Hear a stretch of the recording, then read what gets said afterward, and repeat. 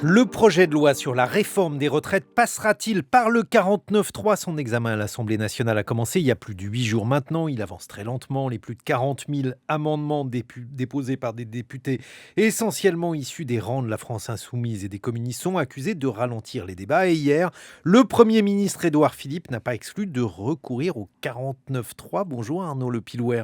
Vous êtes professeur de droit public à l'Université Paris-Nanterre. Il faut d'abord rappeler dans quelles circonstances ce 49.3 a été rédigé. Eh bien, c'est un article qui figurait dans le texte d'origine de la Constitution de 1958.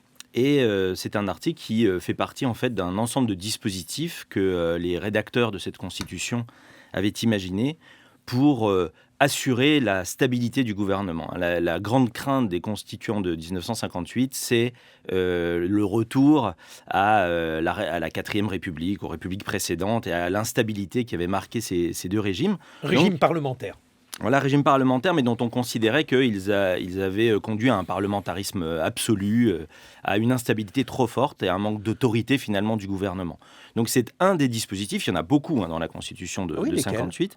Il y en a, je pourrais vous en citer beaucoup. Il y a l'encadrement de la motion de censure, le fait que le droit de dissolution soit utilisé par le président de la République sans aucune condition, le dispositif du vote bloqué à l'article 44 alinéa 3, enfin il y a énormément de Donc tout dispositifs. ça limite le parlementarisme. Ça limite la capacité, disons, des parlementaires, des députés en l'occurrence, à renverser le gouvernement de façon trop aisée. Et l'article 49 alinéa 3, c'est un dispositif qui est conçu de la façon suivante, et je vais vous expliquer qu'il a été pensé pour répondre à une situation particulière qui se produisait souvent sous la 4e République. Le dispositif est le suivant. Si le gouvernement engage sa responsabilité sur le vote d'un texte, eh bien, ce texte est considéré comme adopté, sans vote de l'Assemblée nationale, dès lors qu'une motion de censure déposée dans les 24 heures n'est pas ensuite votée dans les conditions assez strictes que prévoit la Constitution. Alors, à quoi est-ce que ça répondait ? Eh bien, c'est que sous la 4e République, il y avait beaucoup de gouvernements de coalition, et il suffisait que l'un des partis de cette coalition ne soutienne plus le gouvernement pour qu'il puisse le renverser, sans pour autant voter une motion de censure contre lui, c'est-à-dire le renverser officiellement. Ah oui. Il suffisait de s'abstenir de voter les textes que le gouvernement proposait à l'examen de l'Assemblée nationale. Cet article permet au gouvernement finalement de surmonter cette difficulté, puisqu'il peut obtenir le vote du texte, l'adoption du texte sans vote précisément de l'Assemblée nationale. Alors Arnaud Le Pilouer, quel est le protocole de déclenchement du 49.3 ? Est-ce qu'il faut l'aval du président de la République ? Absolument pas, il s'agit simplement d'une délibération en Conseil des ministres, donc c'est une prérogative du gouvernement. Donc il faut simplement cette condition. En revanche, l'article 49 alinéa 3 peut être utilisé à n'importe quel stade de la procédure et sur un même texte à chaque lecture de l'Assemblée nationale. Il est évidemment réservé à l'Assemblée nationale, parce que le Sénat ne pouvant pas renverser le gouvernement, il ne peut pas être mobilisé devant le Sénat. Alors je l'ai dit, l'opposition a déposé plus de 40 000 amendements. Est-ce qu'elle a les moyens de bloquer le recours au 49.3 ? Alors non, elle n'a pas les moyens de bloquer le recours à l'article 49 alinéa 3. Et si vous avez bien compris ce que j'ai dit, en réalité, l'article 49 alinéa 3, c'est un dispositif qui permet au gouvernement, en réalité, d'agir sur sa propre majorité. Il a été conçu comme ça.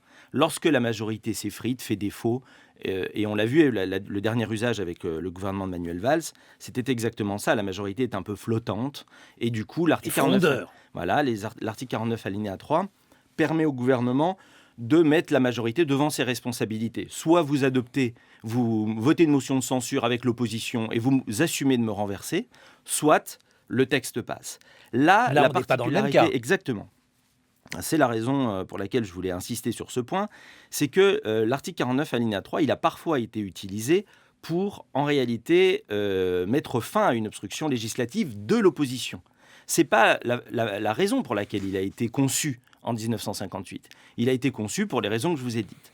Mais il peut servir à faire ça parce que c'est la seule manière, c'est le seul moyen que peut utiliser le gouvernement pour mettre fin à une obstruction législative qui consiste pour l'opposition à déposer des milliers d'amendements qui n'ont pas de contenu très intéressant pour simplement retarder l'adoption du texte parce que chaque amendement doit normalement être discuté. Et aucun dispositif de la Constitution ne permet finalement de limiter la discussion. Seul l'article 49 alinéa 3 le permet.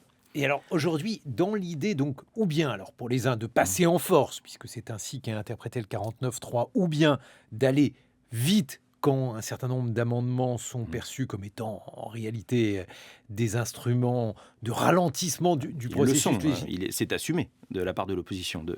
C'est aussi présenté comme étant une manière de tirer un signal d'alarme, d'alerter l'opinion. Oui, exactement, bien sûr. Mais le contenu des amendements importe peu. Il s'agit d'en déposer beaucoup. Mais alors, justement, là, comment interpréter le recours au 49.3 ? Parce qu'il y a toujours des discussions pour savoir si c'est un procédé démocratique, il est constitutionnel en tout cas, vous l'avez rappelé, ou bien un procédé antidémocratique, antiparlementaire. Eh bien, c'est un procédé qui, dans la mesure où il met fin à la discussion sur un texte et permet l'adoption d'une loi sans que l'Assemblée nationale se soit effectivement prononcée sur ce texte, il pose en effet des problèmes démocratiques, puisque les députés ne se prononcent pas, ne votent pas sur le texte.